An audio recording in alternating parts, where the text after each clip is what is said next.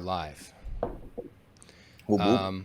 So, okay, so yeah, so to recap what I was just saying, yeah, as an agency, it's useful to have tools that are consistent, shared across the team, so people can jump onto an existing project pretty quickly, or you can, bootstrap a brand new project very rapidly.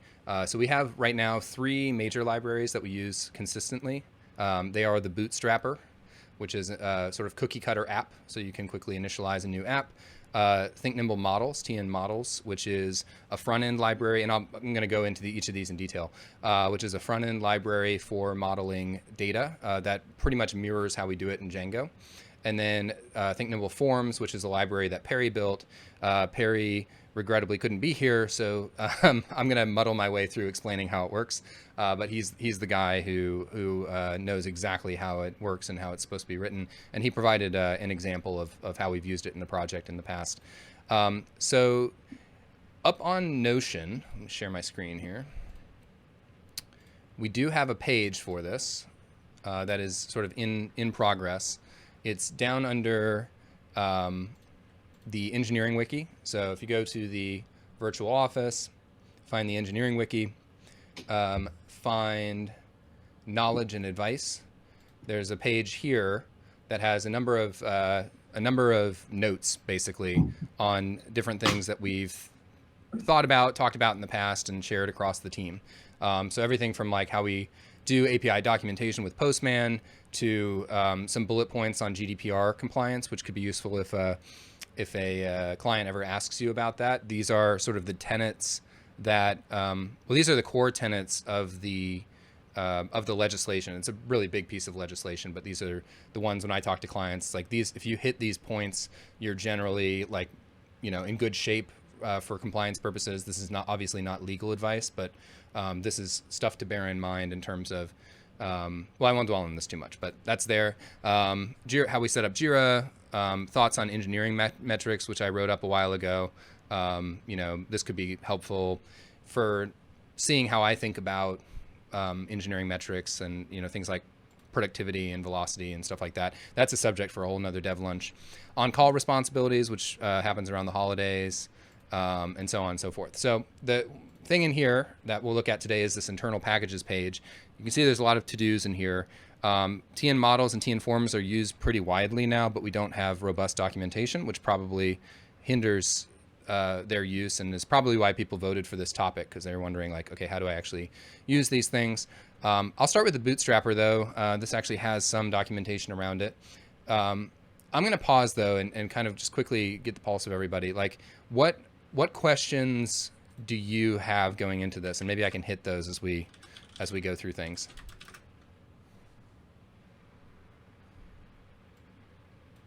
The thing that I've run into using like the forms and stuff and like other components is like how to change the styling of them, because the style comes with it, and then I don't know how to like change the inherent styling of like the checkboxes and stuff and how it, because I can't just like put in the class, it like doesn't work.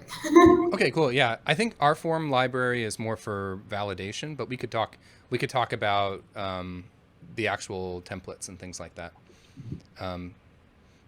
What else? I'm looking forward to some talk on the forms, because I actually haven't used forms. I've got my own, I think, a good system for forms and error handling and displaying errors, like say near the input field that they relate to and things like that. But I know that a lot of work was put into the TN forms, and I like the idea of standardizing that across our project. So I do want to work towards getting that integrated. Cool. Same. I like seeing how serious William takes validation and making sure that people's data isn't being mangled by our code. So I'm curious to see how that plays out. I also want to see. I'm curious to see this Django Bootstrapper. I've actually never looked at it. Yeah, that's all Nice. I got. Cool. So I'll try to spend some more time on the forms. Like I said, I didn't write it, so I'm going to be kind of building the plane while I fly it. But but I think I can walk through it competently. I also did write a blog post about form validation at one point, so I can share that with you guys just so you can see how I think about it at a very like low level. What else we got? All right, I'll just start and then feel free to interrupt me. So the Bootstrapper is here on Bitbucket. It's a repository that should look similar to the apps that you've worked in before. We've actually broken out the client side so that you can kind of mix and match client applications with it. But here on the server side, we have a Django app.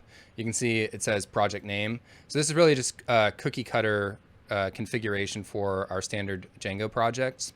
The reason we do this is because we have a very particular way of setting up our Django projects with pipenv, with pyenv for Python. We have a lot of, if I dig in here, look at .env.example, we have a lot of custom configuration that adds useful features to our Django apps. So for example, we can set the environment, and then internally, like in the settings.py file of Django, it will pick this up and it'll say, okay, if I'm in dev, then I have a flag called in dev, set that to true. I have a flag called in staging, set that to true, etc. So those are the 3 supported things. You could extend this on a project, but that's just sort of out of the box for our Bootstrapper. We have, these are just standard Django configs, but it's here and it's documented so that you can take a look at that. Debug is also a standard Django thing. We have a special database configuration. So these I think are standard Django configs, but if you look at settings.py, which we could hop over and look at in a second, we also support Heroku by default. So if you don't set these values, it will fall back to, I actually think what it does is it will check to see if it's on Heroku and if it has a database config on Heroku. And if it doesn't, it'll fall back to these. But if it does, it'll use the Heroku configuration by default. And that's obviously not built into Django. That's just built into our system. We can enable or disable rollbar, and rollbar is it's kind of like Sentry if people are familiar with that. I can throw it up on the screen here real quick. Rollbar is how we do error reporting. So for example, here's Canary right now, has a lot of these OS errors and operational errors, which I think are AWS specific. But for each of our projects, we have a rollbar page that's collecting the errors coming in from our various environments. And then I set this up so that people are part of each project team. So if you get a production level error, that will be sent straight to your email inbox so that we can start to troubleshoot and track that error. So rollbar is super useful, and having it in here kind of standardizes its use across our projects. Custom SMTP, this is also specific to our configuration. This lets us set up email really quickly, and sort of our standard has been to use Mailgun, but we can also use other services that support the SMTP protocol. And you just drop in your username and password here, maybe customize the host and port if you need to. You can see it's already by default set up to expect Mailgun. And then this setting here is sometimes specific to projects, but in staging, if you don't want emails to go out to just anybody, you want to restrict it to a specific domain for testing purposes and not spam people accidentally, you can set this to the domain, like usually ThinkNimble.com or some other domain, so that only email addresses with that domain will receive emails from the app in staging. Use AWS storage. So this is another really useful one, a third-party dependency. This sets us up automatically for AWS S3. So pretty much all you have to do is go out to AWS, create an S3 bucket, set up your IAM credentials, and drop them in here. And under the hood, Django uses Django storages to ship media files off to S3 for storage. So this is a really extremely common use case, and so we built it into the Bootstrapper here. Yeah, I mean that's the general. We could continue to extend the Bootstrapper, but the general concept here is that we're taking really common use cases and building them into our Django template. So when the time comes to enable email for your client, you hardly have to worry about it. You just say, hey, set up your Mailgun account. Give me username and password for SMTP, and we're good to go. And same thing with AWS S3. The other idea here too is that these are feature flagged, so they're off by default, so they don't block you in development. And when you need to develop against them or you need to deploy, then you can flip them on and configure the credentials. Any questions on that so far? Pop back over. Nope. Cool. Let's go to the settings.py file.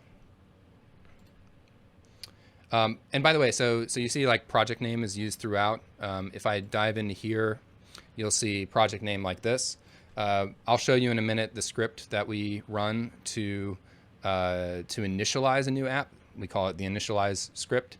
It finds and replaces every instance of project name that's in curly braces like this, and yeah, sets it to your chosen project name. So we tried to make that a one-line command, very easy, so that you don't have to sweat setting up a new project with all of this stuff in it, or finding and replacing all of the names yourself. So here's settings.py. At the top, we have this custom method that is not built into Django called env get required. This just sort of wraps around the os.environ.get command, and if the setting is not set and we want it to be a required setting, we'll raise an assertion error here. So we use this throughout to basically require environment variables to be set. And yeah, this goes on. Let's see, this is where we set the environment. We get the secret key, which is built into Django, get the debug, set the flags for our environment so we can easily say, hey, are we in dev, are we in staging or not? Let's go through here. Current domain and allowed hosts are built into, actually I should say allowed hosts is built into Django. Current domain and current port is our sort of innovation. This is so you can set the domain that you're currently on for the purposes of getting the website URL. This most frequently is used when you're sending emails to people and you want to say, hey, click this link to go do something. You can give them the fully qualified domain name of the application by looking up the current domain, the current port that's configured in the environment. Django does have a package called Django Sites that's built into the contrib library that comes along with Django. I personally don't like putting that stuff in the database. I rather have it at the environment level. And so that's why we went with this solution. We often also don't have multi-site deployments or multi-domain deployments. So for me, it's simpler and makes more sense to have a single domain and port configured for our environments. But just know that the sites library is available and you could install it and replace this with that if you wanted to. The apps that we typically ship by default are projectname.core, projectname.common. So these are built into the template here. We use these standard Django contrib packages, admin and auth being probably the two most important ones, and then static files being another important one. That's where our front end gets collected to static files after the build process. And then we have these built-in third-party packages Django knows for testing, storages for S3, for the S3 storage backend and sort of brokering that back and forth there. Django REST framework, which we use almost exclusively for our views. We don't use default Django views. We use DRF RESTful endpoints. Django filters, which is kind of a must-have with the REST framework for filtering on endpoints. And then Django extensions, which is a useful command line library for developers. This is when you run the command manage.py shell plus. It will it'll preload all of your models into the Python shell so that you can get going with with whatever queries you're testing out and stuff like that. It also has, I would look at the documentation, has a lot of nice commands for profiling and for generating a data model diagram, stuff like that. Things that are built into Django or built into other packages. It just sort of like puts them all together in one place. The middleware, I think, let's see, some customizations here. We use Django white noise to serve static files on Heroku. So that's mixed in here. And I think that's the big one. The rest of these are pretty standard Django things. But white noise is something to be aware of because you don't want your Django process spending a lot of time serving static files. So white noise implements some optimizations so that that's not happening on Heroku. So it makes it more production ready without having to put your static files on a CDN like S3 or something like that. Root URL conf is built into Django and it just substitutes the project name. templates, here we've customized the directories where it looks for templates. So it's going to look for index.html in the .client distribution folder. So if you look at how our Heroku apps are configured, and I think I've walked everyone through this at this point, but I'm just for the sake of completion here. Let's look at, for example, Canary, since I've been working on that this week. If you look at the build packs here, first we run the Heroku Node.js build pack, and then we run the Heroku Python build pack. So what this does is it starts by installing our Node.js dependencies and then building the front end application. Then it installs the Python dependencies and runs a few Django commands. Sometimes it will run migrations, and it will run Django, I think it's manage.py collect static, and collect static will look in directories that are configured in settings.py. I'll actually skip ahead here. In the static files directories, so client dist static, that's where the built front-end application will live. So Django will look in this folder, collect those static files, put them in its own static files directory, and then those static files will be served by Django white noise. So that all happens because, or that is all enabled because of these build packs and the sequence that these build packs are in. So there's some synergy between how the Bootstrapper is set up and how we expect to set up our Heroku environments. So that's something to be aware of. And the same thing is true of the templates. The templates are for views. The only template we really have is index.html for serving the base page of our single page application. So Django will look in this directory to get that index.html template. The other configurations here are standard for Django. I think we didn't make any customization there. The WSGI application is standard for Django. We just point it at our project name. Here's where I was talking about the database. So first we will use this package DJ database URL to try to grab the configuration from Heroku, which it can do using Heroku's environment variables. And then once we have that Heroku database from the environment, we set the databases, the database engine up using that config dictionary that we get back from this command right here. If we don't get a dictionary back from that, then it will look for rather DB name, DB user, DB password, and you can see these are required environment variables. So if those aren't provided, it will bail out on you. So this is sort of a ThinkNimble specific configuration here. The auth user model, we have a built-in user model which we can look at, but this sets that up, and basically what we've done is extended Django's default user model and replaced the username with a unique email field. So we typically use emails for authentication, as the username for authentication in all of our applications to keep it a little simple. Some applications get to a point where they do need to no longer have unique emails identifying users, but would rather have usernames. And so at that point, some of our projects diverge away from this default, but by default, we find this works really well to identify people by their email. So that's a special customization. What else have we got in here? REST framework is installed, so we customize that. The static files, yeah, so all of this together is customized. Here we use the AWS storage, and we configure that with Django storages. So if that's enabled, it will expect all of these credentials to be provided in the environment configuration. It'll pick those up, and then that's what connects us to AWS S3, and it enables the storage backend for that. Some customizations around file upload size. We hit issues with this on occasion, especially with more sort of like social applications. So we put these in here so that you can come in and customize them if you want. Here's the SMTP. This is where those settings are picked up and configured. Otherwise, we just log emails to the console. So when you're doing development, for example, it's convenient to be able to just look over at your console to see that an email was sent when you expect it to be and that the content is correct. Otherwise, we send emails through the SMTP server.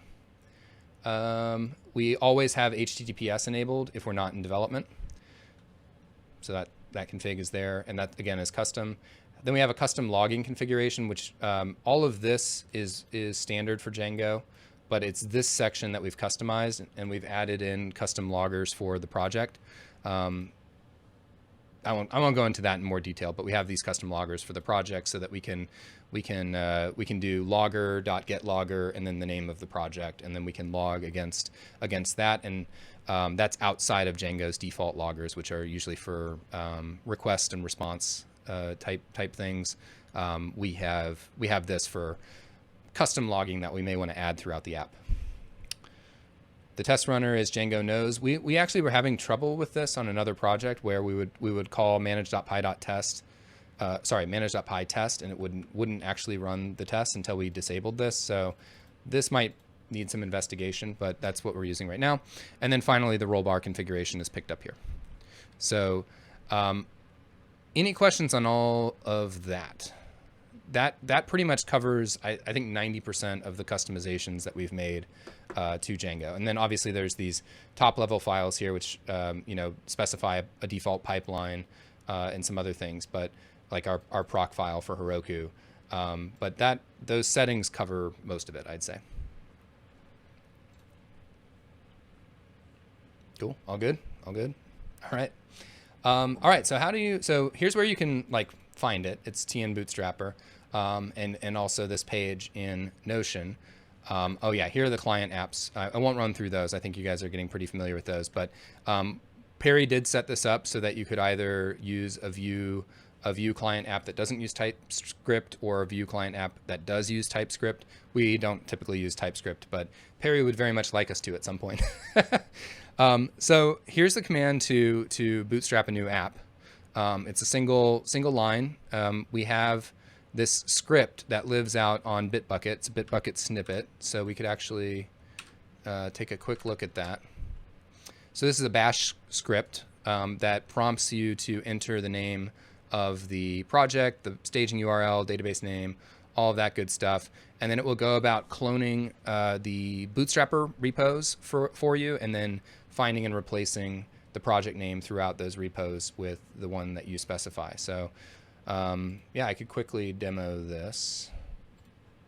And I think Bruno used this recently for Barometer XP. How did it go? It went super smooth. There's one caveat though, which I had to rerun it a few times. And the thing is, also, William, you stopped sharing your screen. But the thing is, when you go to write the project name, just make sure not to accidentally add in any new line characters, because it will pick it up. And it like, so if you think about those files we saw where like we would interpolate or we would grab the project underscore name and put the actual name. If you write in example project and you somehow add a new line at the end, which I did, I don't know if I was holding shift when I hit enter or what, then actually project underscore name will become example app new line. And then it'll just throw up a whole bunch of files. So just a little thing to keep in mind. Interesting. Yeah, well, let's see if that happens to me here. I thought I copied it. Copy. So yeah, so there's the one-liner. We'll hit enter. So it'll download that shell script and then immediately invoke it. So here we can give it a proper name. So let's call this test project. What's the package name? We'll call it test project, all lowercase. The staging URL we can customize here. So let's do testproject.com. Oh, and I also don't think it strips any white space from either side of whatever you enter. So if you put test project space, then your project will become test project space, and that may cause issues. So that could be something we add soon. Just a little white space stripper at the end. Gotcha. Yeah. So once you put in the name, it'll start suggesting names for you. So the default will be testproject.db. So I can just hit enter. Use database user test project. That's good enough for testing. Also good enough for testing. And then yeah, it'll clone the bootstrapper that we were just looking at. This doesn't make a database for you, does it? No. That'd be wild. No. Next time. I was about to be real, Brez. Always room for improvement. I mean, the code base is up there, so we welcome contributions to this. And I think that, yeah, so we're going to say, no, we're not going to use TypeScript. But like here we could prompt, like, do you want to use React or Vue or something like that? We currently don't support that, but we could add that.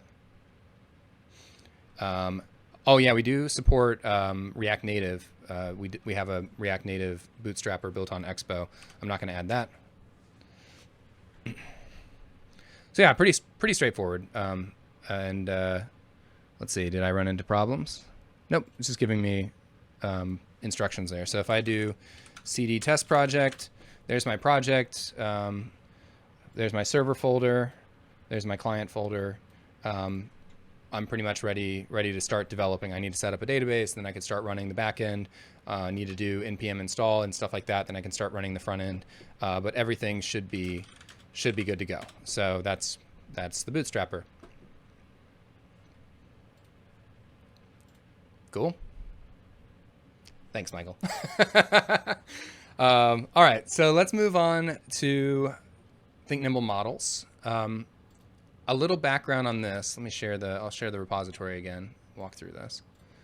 So in the early days of ThinkNimble, we were working with a number of offshore developers. Things were a little bit chaotic, and what we found was that we were running into a lot of issues with people creating what I would call anonymous objects to represent the same types of data. So for example, you'd have a registration screen and there'd be a user object that had first, last, email, and that represented a user.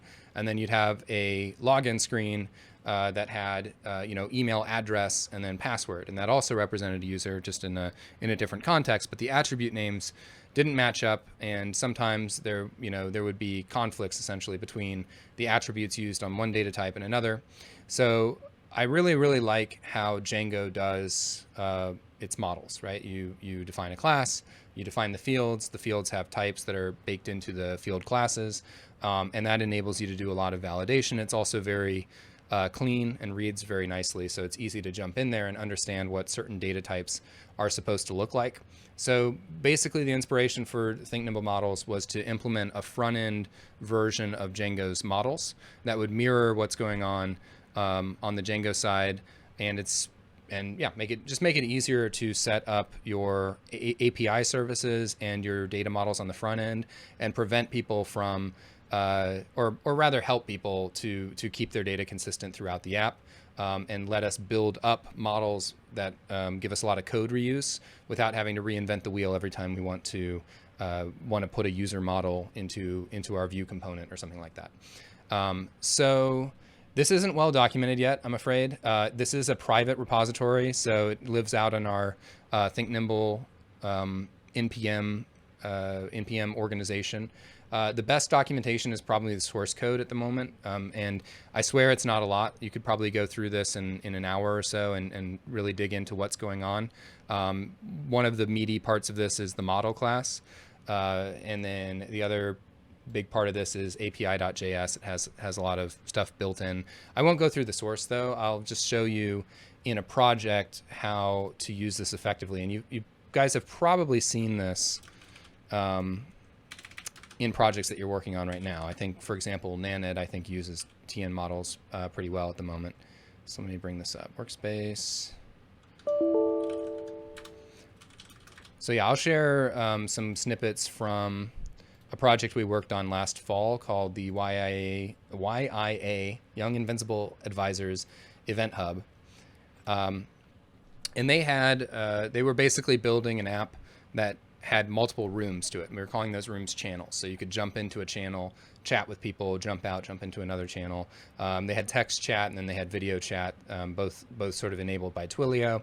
And so this was the model that we built out to represent the channel. And for those of you writing in Django, this should look extremely familiar.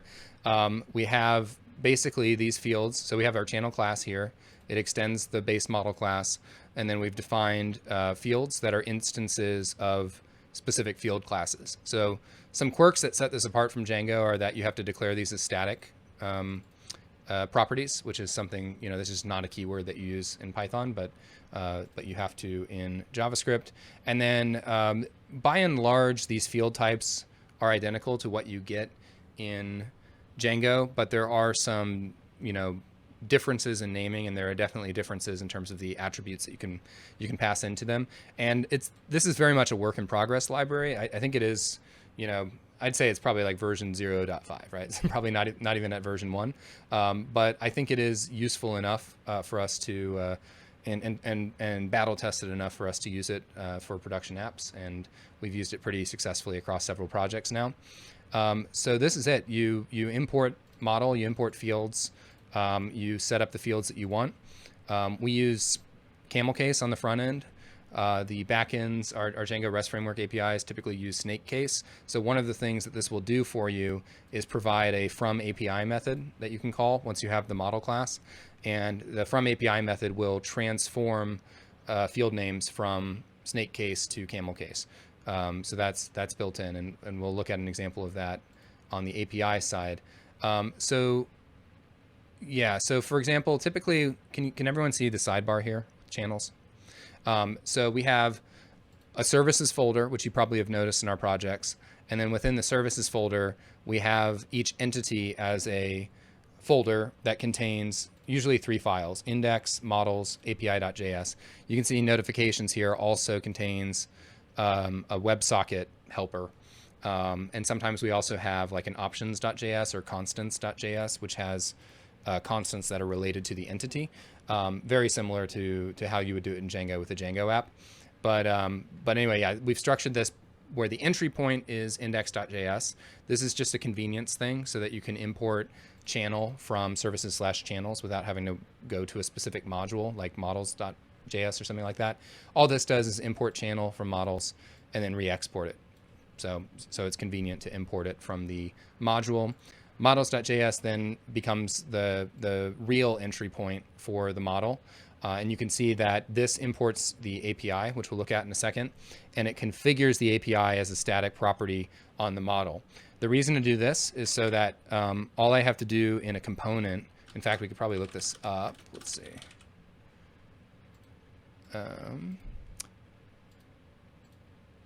All I have to do in a component is this: import channel from services channels. And then when I want to call the API, I can call channel.api. Maybe that's not being done in this component. Let's see where it's being done. I can call channel.api and then whatever API method I want to call, whether it's retrieve, update. Down here we have a get Twilio chat token, that sort of thing. So it makes it really easy to manage your imports. I think it's really intuitive to just do it this way. And again, kind of stolen from Django, because this is how Django tends to do things with its like model.objects. Whatever. All this stuff pretty standard for you guys. Any questions about this? Cool. Then the API stuff is where things get a little weird, I'm afraid. We, similar to the model that extends model, we extend model API over here. We configure our endpoints and then any standard filters that we want to use. Here we've developed a little library called, or basically just a class called API filter. This will help you take your map of filters and then the filters that you send into, for example, the list method. If you want to list, and filter your channels, for example, these are the supported parameters. So like page size, ordering. These are the keys that are expected as the query parameters. And so when you send in that dictionary with the key value pairs, it will just clean that up for you. So if you have a null value in there, it will not append that to the query string when making that list command. And it will also make sure that that it's not adding any unsupported filters. So if I pass in a key for a filter that is not in this filters map, it will be stripped out of the filters as well. So that's just what this filters map does and what this API filter class does. It's basically like a cleaning mechanism. Yeah, when you're building your query string for an API endpoint. You'll also notice that retrieve and list don't appear in this class, and that's because they're provided by default by the model API class. So you get those for free, so to speak. And those are just nice helper classes. I think they also use another class called the collection manager. Let me double check that that's true and I'm not lying. I believe you're right. Yeah. So let me show you guys what both the collection manager and API filter do? Because I think these are super helpful Very helpful. tools. So if I go into collections here and look at the collection manager, this is a class that, just like it says on the tin, helps you manage collections of models. So when you set up a collection manager, you pass in the model class that you want to manage a collection of. And then this helps by providing pagination features, and then common features like, am I currently refreshing the collection? Am I loading the next page of the collection? What are the current active filters? And then what's the list of data, right? So that's the model for the collection manager class. And then down here we have, for example, the ubiquitous refresh, which will call model class.api.list, our generic abstraction for calling the API on a model class, and pass in the current pagination and filter options to that class. And then once it gets it back, it will call this .update, which is right here, and this .update will update the list. So if we are appending to an existing list, right, we hit a button that's like load next page. It can handle that use case. It can also handle the use case where you're paginating through a table, for instance, or just multiple pages of listed data. And it uses this pagination class under the hood to manage all of that. And then from this pagination class provides things like, how many total pages are there? What's the total count of the data? Am I on the last? Do I have a next page? Do I have a previous page? Things that are like super common and rewritten time and time again across apps. So we tried to make that as generic as possible, so you can drop it into any app that you want. Here's an add next page method that pretty much does what refresh does, but first it updates to the next page, updates your pagination object, then calls the list method with the updated pagination and filter data. And you'll notice that, like, because filters is stored on the model of the collection manager, or like in the internal state of the collection manager, your filters will persist from page to page. So that's also a super common thing, and a super common gotcha when people are building filterable tables and things like that. So this is all handled for you. I'd like to be able to. I may take some time to just kind of pull together a written example of how this has been used in a previous project. I don't have anything like necessarily prepared, but it might be helpful for everyone to see, how to use this in more concrete terms, rather than just walking through the source code. But real quick, here's the pagination class. You pass in these parameters: page, total count, next, previous, size. You get these. You get at least, you get all of these from the results object from the API. So you can just kind of set that directly on your pagination. And then size is customizable. Our default is 25 when we don't set it, but you could customize this, make it 50 or 10, depends on the kind of data that you're retrieving. And then down here are the helper methods: set the next page, set the previous page, do we have a previous page, next page, so on and so forth. So these are really useful for displaying your status in the API, and they just do all the math for you. I think that's about it for TN models. I think they're pretty ubiquitous now in our projects, that we have a services module that provides all the, what's important to me is that they are pure JavaScript, so they have no specific framework dependencies. You could use them in React, you could use them in Vue, you can use them I've used them in React Native. I built an SDK for Festi that was shared between the web app and the mobile app. So when we added new features on one end, it was really easy to install those new features on the other end of things because they had both a web app and a mobile app. I think I'll stop there on TN models, but anything you guys want to talk about with that? I've got a few things I wrote down for like maybe updates. Mm-hmm. Maybe I'll work on and God willing send a PR for. But first, I want to get your take. Sure. So one thing I wrote was on the model, having like even from the base class, the model base class, having a model dot create collection method, right? Like a class method that takes in the collection config. And in a sense, all we're doing is we're binding collection manager to the model class already. So we never have to import collection manager again. So that's one. That's a good idea.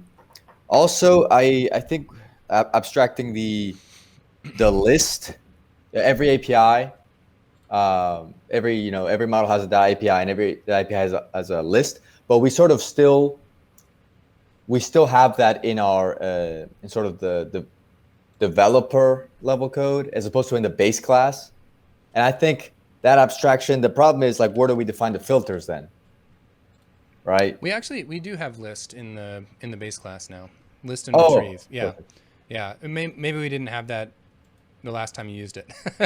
Right on. No, that makes sense. Yeah, I added that. I think I added that back in the fall when we were working on the Event Hub project, and that's why the filters map config here. Oops, the filters map configuration has to live up here as a static. Actually, both the endpoint and the filters map have to live up here as static properties, so that the list method that's built into Model API can read them. But yeah, you can see we didn't have to write Gotcha. we didn't have to write the list method here because it's built into the base class. Oops. Perfect. Forgive me for a possibly ignorant question, but is list just like a getter off of collection manager, basically? Like what's list versus collection manager? I'm a little confused. Sorry. So the collection manager is just a helper class. That's a good question. The collection manager is just a helper class that calls list in its refresh method. So actually, I don't actually think collection manager is built into Model API. I think the list method just calls the API. In fact, let's just look at it. Stop sharing that.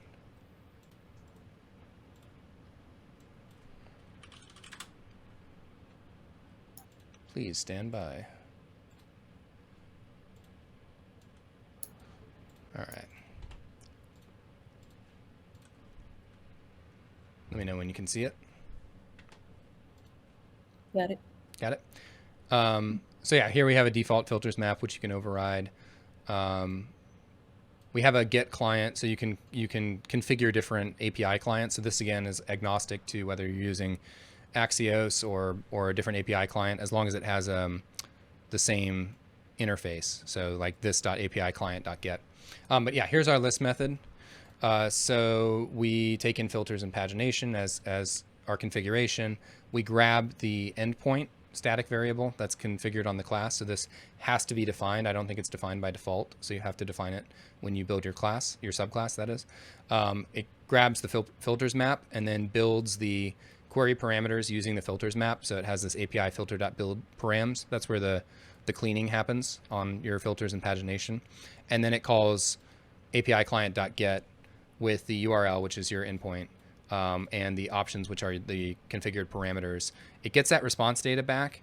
And then this is where it calls the from API method. So what you get back from the list method is an object with some metadata about the response, and then in that object, the results list is a list of model instances. So as long as you use this service, you're always working with instances of the model that you defined, which means that if you define a model that doesn't include certain fields that you're getting back from the API, or does, but they have a different name, then it's going to strip those fields out of the data in your model, and do some cleaning and make sure that the types are correct and stuff like that. That's fantastic. Thank you for explaining that. Yeah, no problem. So it's more like the collection manager wraps around this functionality because it'll call. Yeah, I see now. Yeah, that makes a lot of sense. Yep. Yeah, thank you. Yeah, no problem. I know. I've only played with it on Ed sites, so the collection manager was a very vague topic for me at that point. Totally, yeah. And it was at a different stage at that point too. It was not as mature as it is now. Now it's a little bit more straightforward to use. Okay, that makes sense. Cool. All right. Any other thoughts or questions on TN models? Does this seem dumb to anybody? or does it seem useful? I know I was talking to Zach about it. Zach doesn't necessarily think it's dumb, but he was like, GraphQL solves a lot of these problems. And I was like, maybe we should switch. Let's see. Cool. Let's look at TN forms. So this is the one I'm going to stumble through a bit because I haven't used it that often and I didn't write it. So let's do this. I've had a ton of use out of the forms, and It's been fun. Okay, that's great. Well, maybe you'll be helping me here to explain how this works. So the concept behind form. So we have the models which do some validation, but they don't do deep validation, right? Not the level of client side validation that you would typically expect on a form. So the TN forms library is for defining form fields and defining collections of form fields as a form object, and then iterating over those form fields at validation time and generating an errors object from that, or an errors list out of that you can then use in your template to display field level or form level errors and block people from posting to the back end. I know, talking to Perry, that this was inspired by AngularJS. So if you used AngularJS back in the day, they had a built-in form validation library with a lot of these same features. One of the big things that library did that I'm not sure ours does yet, but it could keep track of which fields were touched or not touched, right? So you don't want to show an error unless you're sure that the user has modified that field, and then if there's an error on the field and it's been touched, then the user did it. And it had some other stuff like that that would just keep track of when should I actually show an error, and it gave you a lot of power and control over displaying errors. So let's see. He just wrote up this documentation for me. So let's see if we can have a look at how it's used. So here's an example form.view. In our data model, we have a new registration form that we're creating. So you can see it's using the new syntax. In some of my libraries, you can always use the new syntax, but I've typically added a static factory function. So something like user registration form.create. You'll see that frequently. I kind of prefer using factory functions over the new keyword, but it's kind of up to you what you prefer in terms of style. But just know that that's what is going on when you see that. And then you can bind that form in the template. Is this too small? Zoom in a bit. So here he's binding the registration form field errors, and he's using, okay, so this is where I'm unclear, Melissa. Is this provided by the TN forms library, this form field component? You're muted. One second. I believe so. I remember using the form field and Nanit. I would guess so, because it looks like he customized it and set it up here like this. Yeah. Yeah, it is. Don't worry, it is. It is. Yeah, I've been using it, and so yeah, you just import it that way. Okay, so that goes to Jennifer's question of how to customize and style these fields. Do you want to talk about some of the issues you've been having, because this might lead to improvements that we could make to this library? Me? Yeah. Well, okay. So some of the form fields, depending on what they are, and it doesn't really have as much to do with the validation and so and that kind of thing. Mm-hmm. But I've noticed that when I import something from the forms or components library, and I want to change it, I can't really, if there's a class, say there's a class somewhere in there, a class name, I can't directly plug in that class name in my CSS and then change it if I need it to look different. And so I have to create a whole workaround to make it look different. So they're just not as customizable that way as so I've just kind of been pulling in sometimes the CSS. Yeah. Go ahead, Melissa. Way. Yeah, I think go ahead. Oh. That's also been something that I would run into as well with using just our components in general. If there are specific styles for that, either I have to pull up the components library, see what those classes are, go to my CSS, do a vdeep and dig into the CSS and then make customizations instead of kind of doing kind of this wrapper around it and then applying my own CSS. It just seems like there's a additional legwork that needs to happen in order to make customize our components or even our form fields, or building a form field from scratch to get it to work. I know when I was working on that before. I did like a radio button, and there was like we had like a checkbox component in our components library, but there wasn't like the way that worked. Uh, it it wasn't customizable to the point where like I could pass in a type and like change that to a radio button and then change the functionality of that. So I had to build one from scratch, kind of take bits and pieces from what was there for the checkbox and then build upon it that way, which just seemed like a lot to kind of get up and running. Yeah, totally. So have you looked at this, Jennifer? The deep selectors that are provided by Vue? No, I did not know that this was a thing since I'm new to Vue. So No worries. I can send this to you. So yeah, this Okay. this is probably how to work around your problem, where if you know what the class name is, I should take a step back. So all of our components use scoped styles, and that's why you're unable to apply a change to the class globally. So yeah, you have to use these deep selectors to go into the scope of the child component, and then you should be able to make the style changes that you want from the parent. But I agree, it's a lot of gymnastics and not an ideal solution. And we've been talking about this a lot with Zach as we're thinking about the design of the components library that we want to build. What is the best way to give people something that looks good out of the box, is well styled out of the box, but then still can be customized? Like if you want to tweak a color without a lot of headache. And I don't think that we've come to a good consensus on exactly what the best toolkit is for that. But anyway, for now, this is something that hopefully will help. Perfect. Yeah, I appreciate it. Cool. I think actually looking through this example file may be more useful. Yeah. So let's take a quick look at this.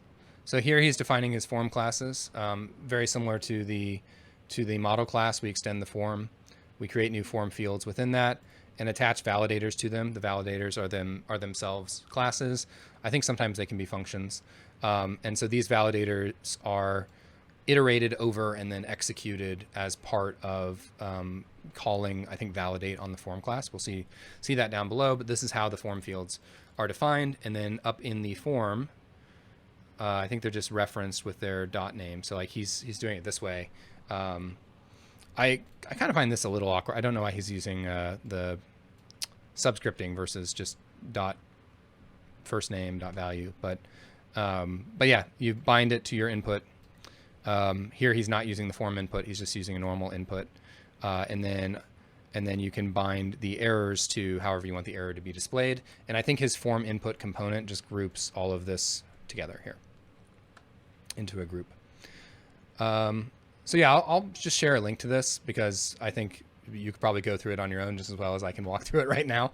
But know that these tools, I guess, that kind of reaches the end of what I wanted to talk about. Just know that these tools are available to you, that they are under active development. So if there are problems with them, we welcome a pull request. And you can usually just ping me and say, hey, this thing's not working right, and I'll try to fix it up for you too.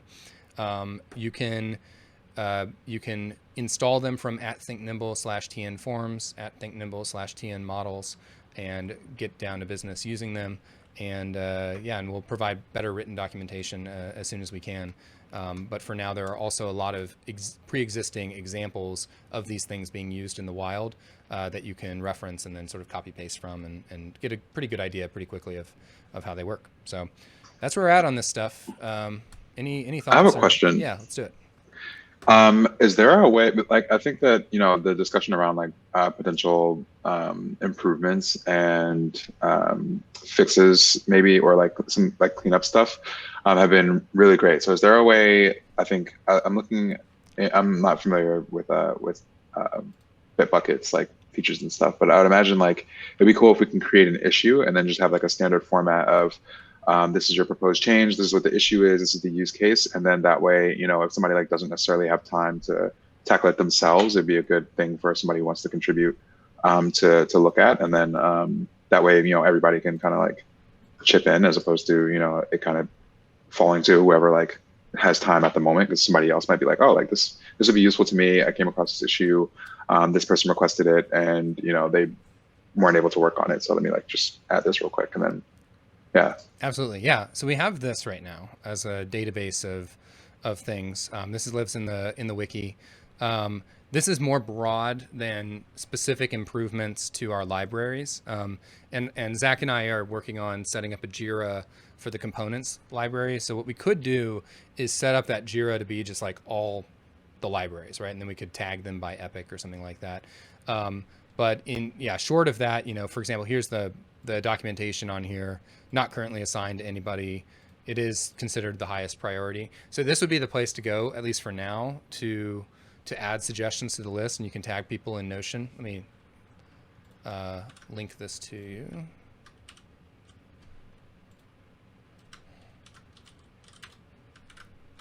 I can send out a summary after this with all of the links and things like that. But yeah, a great idea. And I think like this was owned by this. There was a monthly meeting around these initiatives for accountability purposes, and then also just updating our list. And Corey owned that, but Corey recently left, so we need this needs a new owner. In the meantime, I can keep driving this. But yeah, great idea. Any other thoughts? We got 30 minutes. We can also just wrap up and hang out or do whatever. I just want to say, I thought those are way more, I've never used those personally. They were way more built out than I was expecting. I should have looked at them, and I'm pretty thoroughly impressed. Cool. Yeah.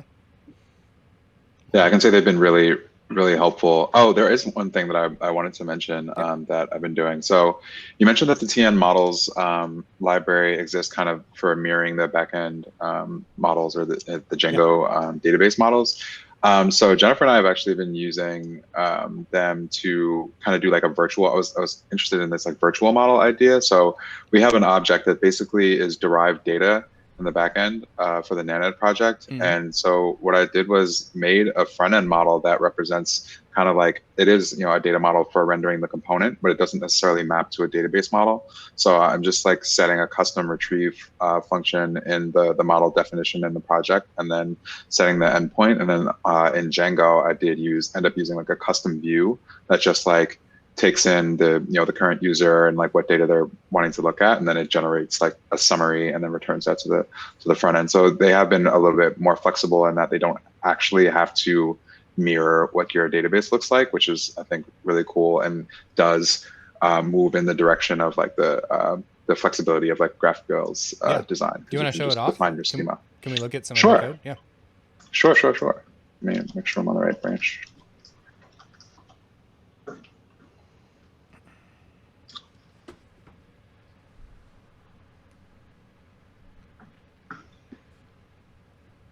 All right, you guys see my screen? Yep. All right, so we've got this this payroll summary that needs to be shown, and without getting too much early, make it a little bigger. Thank you. No problem. You can see it calculates things like what it takes data like the hourly rate and the hours per week of a user, and then for a caregiver, and then it uses on the back end like benefits data that the family provided, like unemployment insurance and Social Security and stuff like that, and it has to like do all these calculations to show them, based on their gross weekly wages, which is calculated from these two, like what the percentages and totals and everything will be, which we're working on, just like QAing right now. But you'll see that this payroll object is what holds all the data, but this doesn't actually correspond to a payroll object in the database. If you go to the models file, what it does have is an agreement that exists between a caregiver and a family. And right now we're just like hard coding all of the percentages based on DC, Maryland, and Virginia, which is the only places that Naned is going to be operating to start. And it's like pretty small. So what it does is in the view,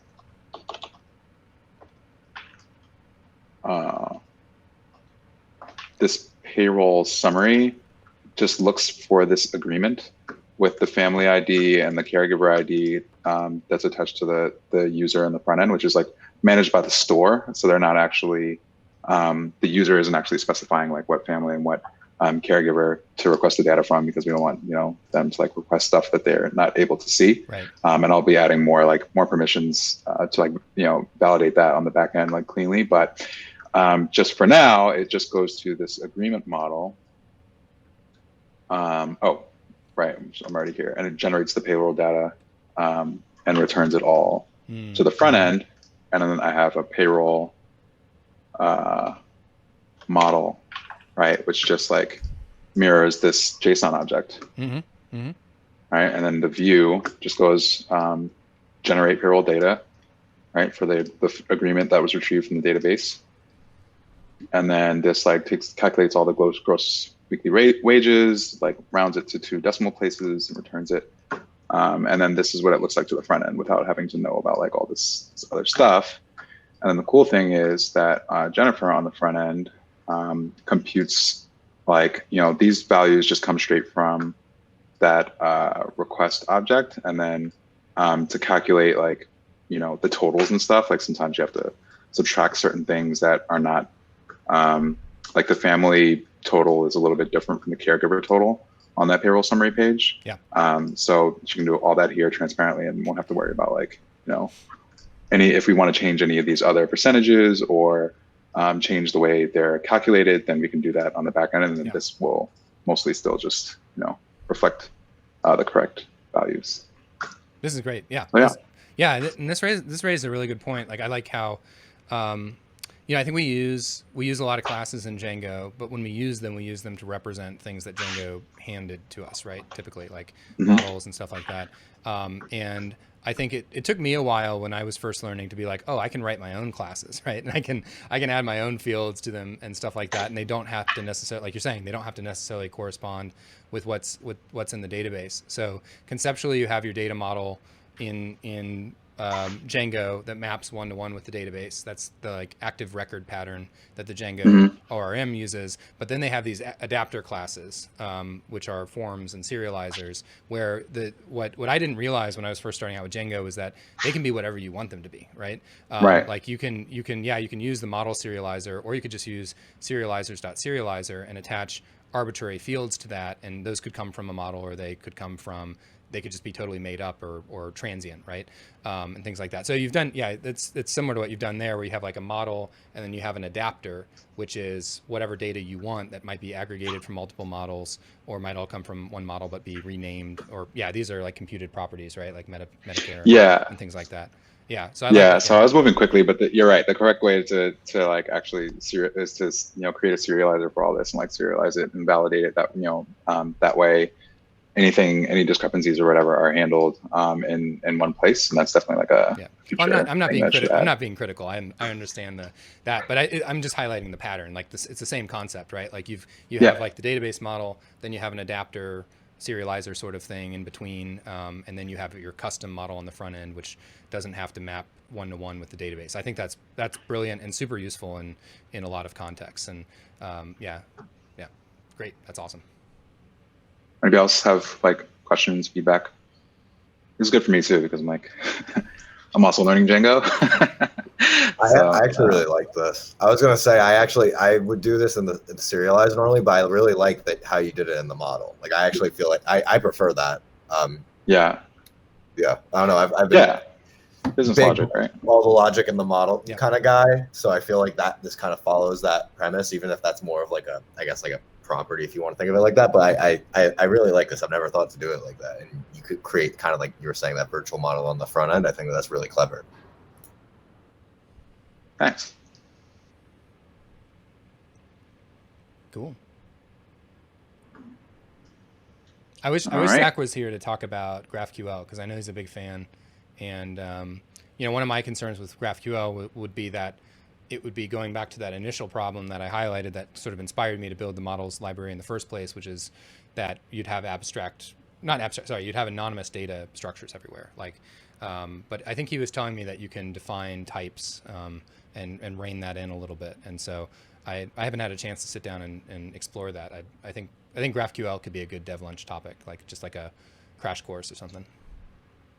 Yeah, I've got some experience with GraphQL. I built out an API in Ruby, not in Django. So I'm curious about how it would like kind of like Yeah, it would probably be largely very similar, but there are some different concepts between Rails and Django, so that would be interesting. But you do like, on the one hand, it's considered like a ton of extra boilerplate because you have to define, the types depending on, there might be a library that automatically like maps everything according to your database models and creates schemas for you, but you can also like have fine-grained control over what that schema looks like on your back end and like what's available to the front end, which can be as complicated or as simple as you want it to be. Yeah, he mentioned a library. I think it was. I'm going to look it up. Django Apollo, or is Apollo the front end? Django plus GraphQL. Apollo is a client-side thing. Okay, so I don't know what it was on the back end. I'd have to. I'll just ask Zach when he comes back. But yeah, I think he said you just drop this Django app in, it collects your models and builds out the GraphQL API for you. I think you have to maybe put some configuration in there or something, but he made it sound really easy. So. I wonder. Is it graphene? That sounds right. I wonder if we could. So we've got our model class, and then we've got our API class, and the beautiful thing about that being decoupled is I wonder if we could have a model class, and then when we do that API, or like that should point to, instead of our RESTful API model, we could just build a GraphQL version of it that could draw from the model's stated fields. Look, that we keep the model very similar, where you state the fields, and from that it'll generate like GraphQL queries. And so you can just swap out the API, the model's API. That's a great idea. Yeah, I mean, if we could add a great idea. GraphQL support to TN models, that would be really cool. So do this. I'm gonna put that on our list. +1. Yeah, I'm gonna put that at the top of the list. All right.